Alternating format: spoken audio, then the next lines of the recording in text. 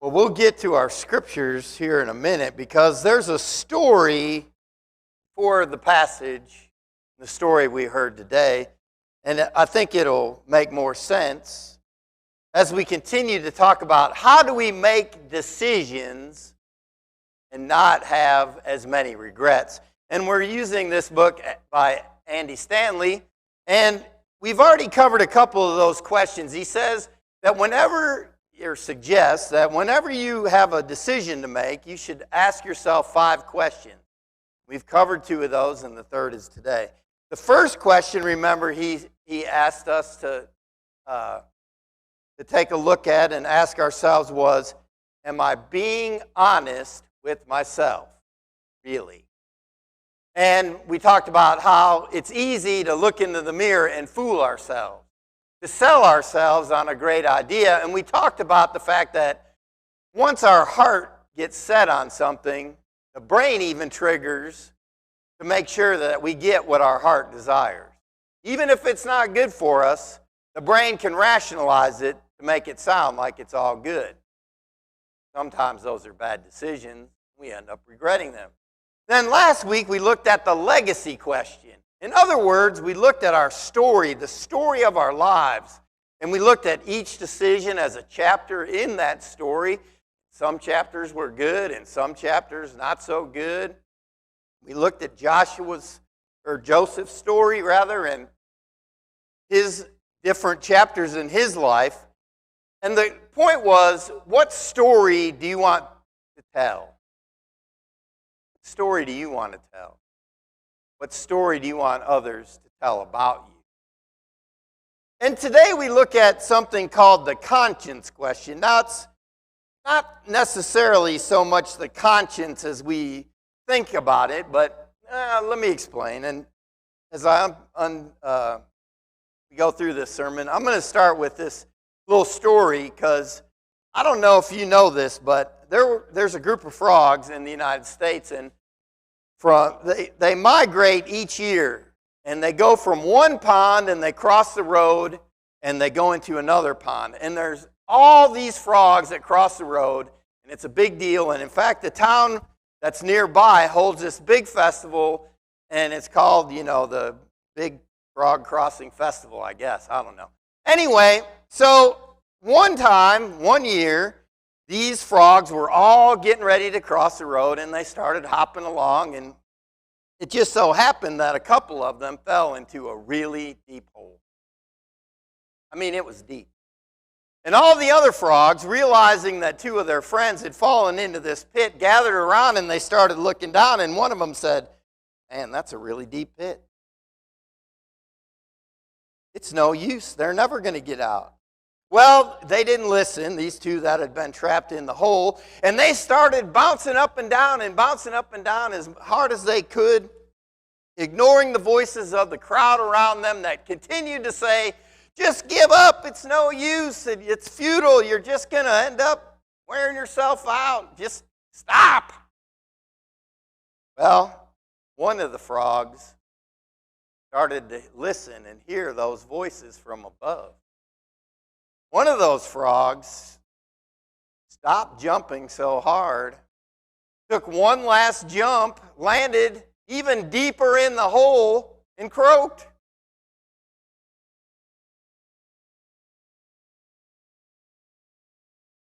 You got that. But the other frog kept hopping and hopping despite all the noise from above. And with one big, heartfelt last attempt, she bolted up from the bottom of the pit and somehow miraculously, by her little frog fingernails, grabbed the top of the pit and pulled herself out to freedom. Well, the other frogs were amazed, and one of them finally said, "Didn't you hear us? Didn't you hear us saying it was no use, that it was futile, that you were just bound to die in this pit?" The frog that made it to freedom said, "No, I can't hear. I have hearing problems. I thought you were all shouting, 'Encourage me to jump out of this pit.'" Well, the moral of the story is you got to be careful of the voices you listen to, right? You got to be careful of the noise that's all around you when you're making those important decisions. And probably the most important voice to listen to is that inner voice. You know the one, that inner voice that kind of sends up the red flag and warns you or maybe encourages you to make a particular decision in your life. Well, we've probably all had that feeling in our lives that there's some kind of tension that develops. We hear that voice and all of a sudden we start to doubt whether or not this is a good idea. Should we really follow through with this decision? Is this going to end up bad? Is it going to end up in something I'm going to regret? Point is, we need to learn to listen to that voice more clearly. I don't know how many times I've got that little nudge or heard that voice. And it's not usually so much a major decision in my life. Sometimes it is. But it even happens on like daily decisions. You probably don't realize it, but I'm actually looking while I'm preaching or while we're worshiping for people who I haven't seen in a while. I'll go, no, I haven't seen so-and-so in a while. And just that little thought, that little voice in my head that reminds me that I haven't seen so-and-so, I'm amazed at how many times I'll run into that person at the dollar market. Or they'll give me a call out of the blue. Or somehow or other, that person that I've been thinking about comes into contact. Just amazing. It's that little inner voice that says, hey, you need to do something, and God makes it all happen. But we got to learn then to pay attention. Because if you're making a major decision and you're uneasy or you're disturbed or you're uncomfortable, don't ignore it. It's important that you listen to that inner voice. Don't brush it off, but pause and ask yourself, what is it about this that's really, really bothering me? Why am I stopping, or why am I wondering if this is a bad decision? Now, I'm not talking about that, cold feet moment. You know the one. If you're married, you definitely know what it is, right? Like 5 minutes before, I don't know how many grooms I've been with, and 5 minutes before the wedding ceremony starts, the groom turns to me and goes, I just don't know about this, right? I mean, that's the cold feet moment. That's a different voice. That's just a different voice.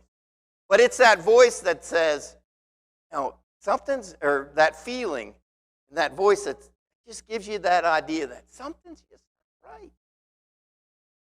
Josh Nash and a few of the other experts call these moments red flag moments. In other words, that red flag goes up and you wonder, is this the right decision? The important thing is, and the scriptures tell us that we have to be able to live in that tension.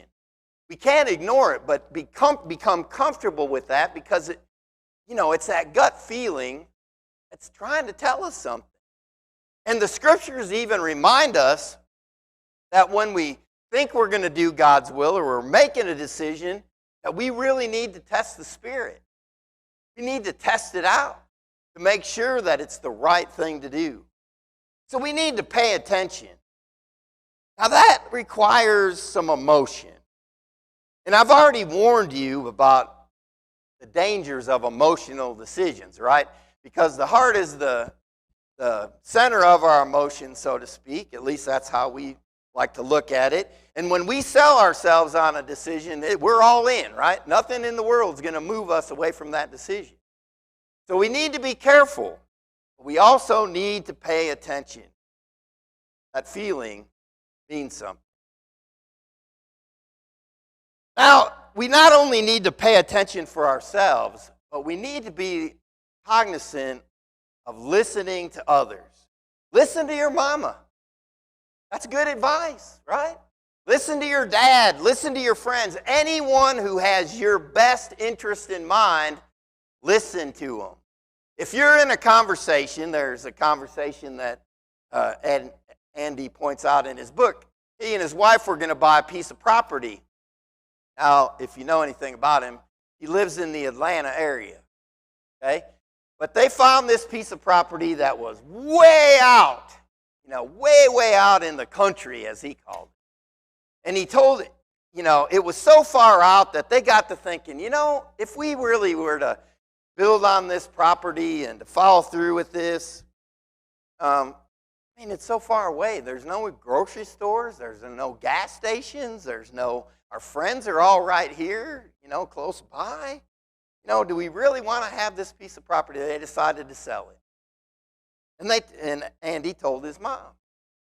And so one day, out of the blue, he gets a phone call, and it's his mom.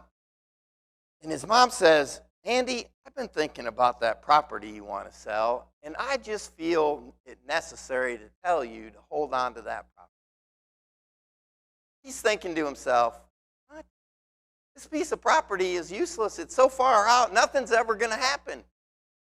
Well, you know the Atlanta area, right? It just keeps expanding and expanding and expanding. He took his mom's advice, and now it's like, one of the big hubs of the area. Everything's around there. There's plenty of grocery stores and shopping and friends and gas stations and everything they need, and they raised their entire family on this property. They built a house, and everything worked out. Why? Because he listened to his mama. Good advice. Listen to your mama. You too online, listen to your mama. And Mom, if you're listening, I know I don't always listen. But you should. Don't, practice. Anyway. So not only should you do that, but listen to your friends. They have insights too that you don't have. Remember, when you're in the midst of making a decision, and so you're caught up in the middle of things. You're blinded by all the emotion and all the other things and the worries and the anxiety about that decision.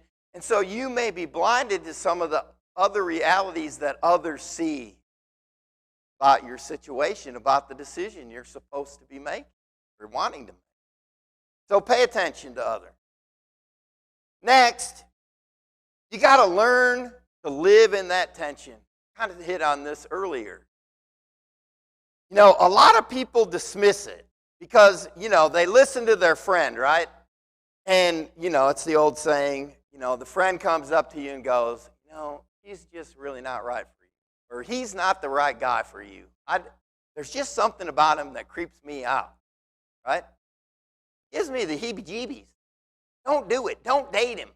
Certainly don't marry him, right? And you go, she's awesome. She is the best thing that's ever happened to me in my life, and I know that God put this together, right? And so you just dismiss it, and you don't even live and entertain that tension of that friend, and you say something like, you don't know me, right? You ever do that? Get a little attitude, you don't know me, right? And you just dismiss it, but your friends, that inner voice within you is trying to tell you something. Embrace that tension. Embrace it. Okay, so those are the things that we look at as far as our conscience. Listen to that inner voice.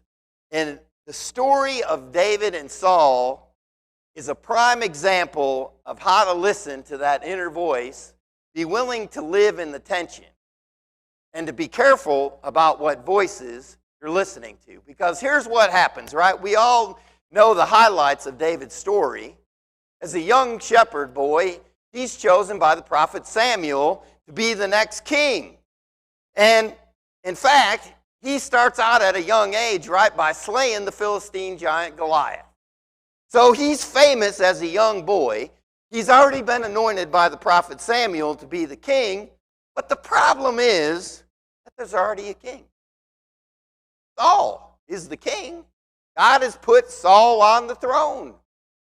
So David, even though he's popular, even though he's a hero of the nation, even though he's been anointed, is kind of on the run, because once Saul figures out that David has been anointed to be the next king, they become bitter enemies.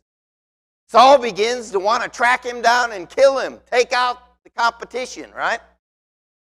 And so David, he's so popular, he's got his little band of misfits and bandits and thieves, and they're running around. He's got his own little army. And Saul has a huge army because he's the king of Israel. So he's got 3,000 men trying to track down David, his army. He wants to take David. Well, it just so happens that Saul and his army are going through this area that David is in.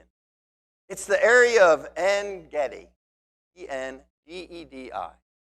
And in this area, if you were to look out in a map, it's not too far from Jerusalem, but in this area, it's like a big canyon, and it's got all kinds of caves, thousands and thousands and thousands of caves to hide in. And it's really popular with bandits and thieves. Thus, David and his merry group of men are hiding out there, right? Well, Saul and his army just happened to show up in this place. And Saul, now here's where the Bible gets real. If you don't think the Bible is real, catch this, right? You can go back and read it for yourself, but I'm telling you, this is what happened. Because the Bible said, as the army is traveling along, Saul had to make a pit stop. He had to relieve himself. That's real. I mean, how much more real do you get than that in the Bible? So now if it was just one of his guys, you just have to go behind a camel or something. But no, he is the king. So the king gets special privileges. So he decides, hey, I'm going to go up in one of those caves, do my business, and it'll all be good. So he starts heading up the hillside, goes into a cave, and wouldn't you know it? What are the chances? It's the exact same cave that David and his band of knuckleheads or army are in. And they see Saul coming up the hill, and they can't believe it. Everybody's getting excited because here's David's chance. The king is all alone. He's in this cave. They're all there. They can take him out. David's going to be the king, and they're all going to be famous and great leaders, but it's going to be great. Now, David and his men retreat farther back in the cave, and they can already, their night vision is kicked in. Because they're in the back of the cave. They already can see in the dark. Saul can't see. So Saul walks in the cave, and he's blind. He has no idea that David and his men are in that cave. He goes over to, behind a rock and takes off his robe and throws it off to the side, and there he is. The most vulnerable moment, it's like God has delivered Saul right into David's hands. It couldn't get any better than this, right? And the guys in David's army are saying, wow, this is the chance. The Lord's delivered him right here. It's all going to come true. We're going to be powerful and rich. Well, David starts to, kind of believe it. He's like, well, it's a pretty big coincidence. I guess this is supposed to be, and it's God's will. So he starts to creep up on Saul. And just as he starts to creep up on Saul, he gets one of those little inner thoughts. And he thinks to himself, something about this isn't right. Now, how many of us would have really stopped? I mean, all the doors are open, right? How many of us would have had that moment and thought, no, there's just not something right about this? It'd be like winning the lottery and looking at the lottery ticket now, right? Well, he goes and he has this second thought, and he's wondering what to do, and he pauses and he lives in there. In that tension. Now, let me take a deep break here. A lot of times when we are up against a decision, we need to remember we can't predict the outcome of something that's going to happen, right? We think we know what's going to happen. We've got it all mapped out in our head what's going to happen. We expect certain things to happen, but what happens when it doesn't happen? You get disappointed, right? That's not the outcome that God had planned. And that's kind of the tension that David's living in. He's predicting, and his men are predicting, hey, we're going to be rich and famous and powerful. We're going to rule over Israel. It's going to be great. That's their perceived outcome of this possibility to take Saul out. That's not what happens, because David gets this idea in his head, and he's like, I can't do this. I can't take him out because God himself has anointed Saul to be king. And if God's anointed this to happen, who am I to play God in this situation and take him out? I know it's part of God's plan, but maybe it's a not yet. What he does is something really tricky. He keeps creeping up, and he gets to where Saul's robe is laying on the ground, and he cuts a piece of that robe off. Saul leaves the cave, and then that's where the text picks up. David goes out to the mouth of the cave. Saul's down with his 3,000 troops, and he's got this piece of robe in his hands and, pretty much says, I had you, buddy. I let you go. Now his men, at the same time, they're wanting to take him out because David didn't. But David says to his men, look, the Lord forbid that I should do such a thing to my master, the Lord's anointed, or lay my hand on him, for he is the anointed of the Lord. And with these words, David sharply rebuked his men and did not allow them to attack. So there's those voices, right? They're not good voices. They're like the other frogs around the pit. They're telling him to do the wrong thing. But David says no. Well, anyway, Saul leaves the cave and went his way.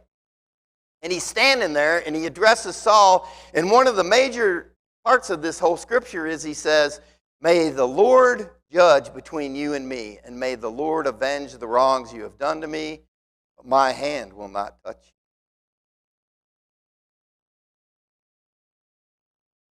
you. David spares Saul's life, even though it seems like the perfect opportunity. Why? Because something in his conscience stopped him before he made a bad decision.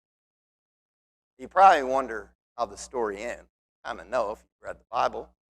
But it just so happens about 3 chapters later, right? Saul and his army run into the Philistines. And it just so happens that God's timing then takes over. An arrow somehow makes it perfectly into a space in Saul's armor, wounds him mortally. Now, Saul's not going to die by the enemy, so he ends up falling on his own sword. But now, Saul is dead. David will be anointed. See, David was willing, in that red flag moment, to stop and to live in the tension. He was willing to do something that God asks all of us to do. When we have a major decision, and A, we're honest with ourselves, B, we've asked what story we want to tell, and C, now, we've lived in that tension if we've had a bad feeling about it, that we do these things. Because those red flags are one way that God speaks. And our response to God's red flags are to obey, continue to surrender, follow. It's not our job to play God. David had a chance. It's not our place to predict the outcome. Because when we do, then we allow God's timing. There's unexpected ending to our story, right? Unexpected result. Because we've yielded to our will and allowed God's will to take over in our lives. So, as we've wrapped up every week, I'm challenging you this week with a question. Here it is. This week, if you've got a major decision, it's probably somewhere between selling property and killing a king. But I want you to do this. I will pause even when I can't pinpoint the exact cause of the tension or hesitation. Secondly, I will explore rather than ignore my conscience. That's your invitation. Am I being honest with myself? Really? What story do I want to tell? Will I be willing to explore, not ignore?